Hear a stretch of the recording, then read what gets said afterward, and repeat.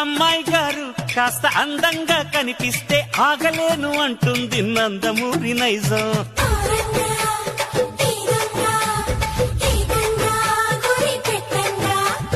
అబ్బాయి గారు కాస్త ఆత్రంగా అనిపిస్తే ఒప్పులేను అంటుంది నాలోని పచ్చి నిజం.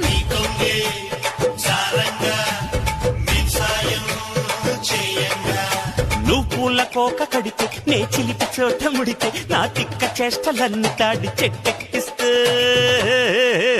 నా వడికొచ్చి వ్యధ తీర్చుకోవాలయ్యో కోరమీస సింహానికి సలాం సలాం.